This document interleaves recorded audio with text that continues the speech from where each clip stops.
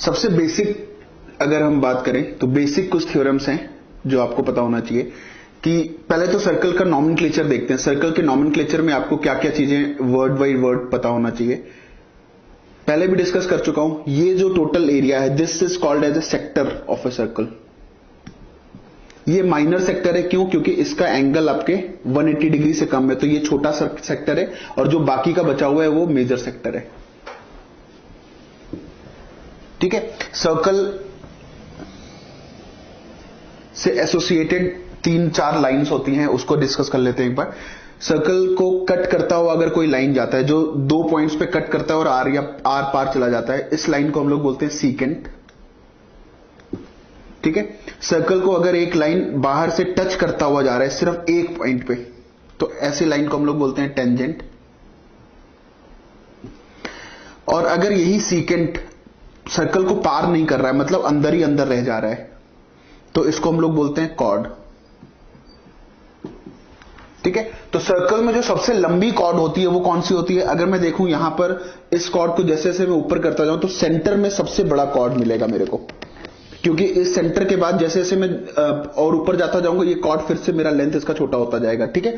तो इसका मतलब अगर मैं ये देखूं कि सेंटर से अगर मैं सेम डिस्टेंस पे कॉर्ड लेता हूं, एक ये डिस्टेंस लिया और एक ऊपर लिया, तो जितने अगर सेम डिस्टेंस है यहां पे, तो इस कॉर्ड का लेंथ और इस कॉर्ड का लेंथ जो ऊपर हमारा कॉर्ड बनेगा उस कॉर्ड का लेंथ, दोनों कॉर्ड का लेंथ बराबर होगा। ठीक है। तो जो सेंटर वाला कॉर्ड है, जो सबसे बड़ा कॉर्ड होता है, इसको हम लोग डायमीटर बोलते हैं।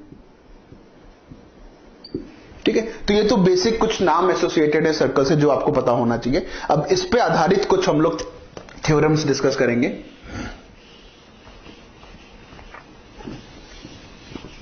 जैसे एक कभी इसी डिस्कशन में हम लोगों ने किया डिस्कस कि अगर आपके पास सेंटर से सेम डिस्टेंस पे अगर मैं कॉर्ड ले रहा हूं,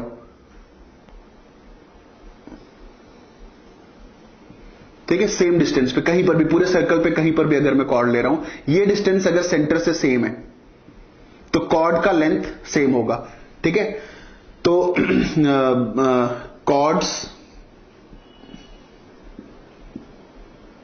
कॉर्ड्स इक्विडिस्टेंट फ्रॉम सेंटर,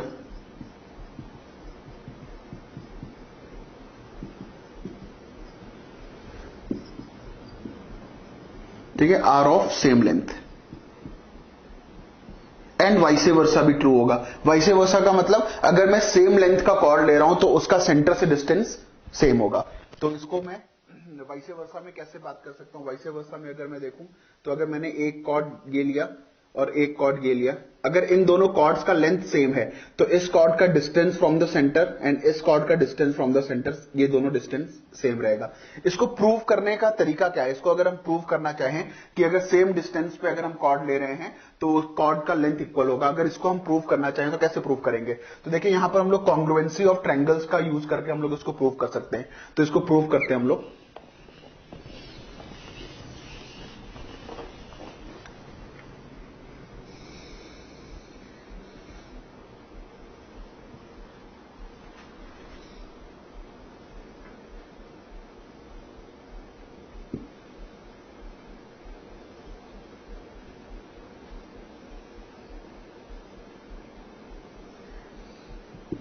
मैं अगर इन ट्रायंगल की बात करूं, इन दो ट्रायंगल्स की, इन दो ट्रायंगल्स में आप देखिए ये साइड और ये साइड इक्वल होगा। क्यों? क्योंकि सेंटर से यहां तक का जो डिस्टेंस है ये तो रेडियस ही होगा, तो एक साइड आपका सेम हो गया। ठीक है। ये डिस्टेंस मैंने बताया हुआ है कि ये तो सेम है ही।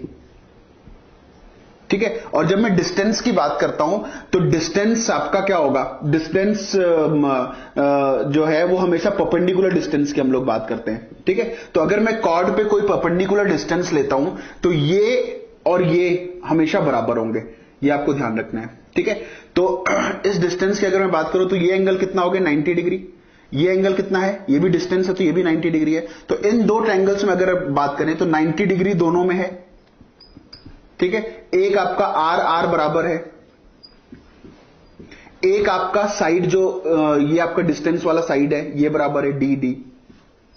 तो मैं इस पे देख सकता हूं कि एक आपका राइट एंगल बराबर है, एक हाइपोटेन्यूज बराबर है और एक साइड बराबर है।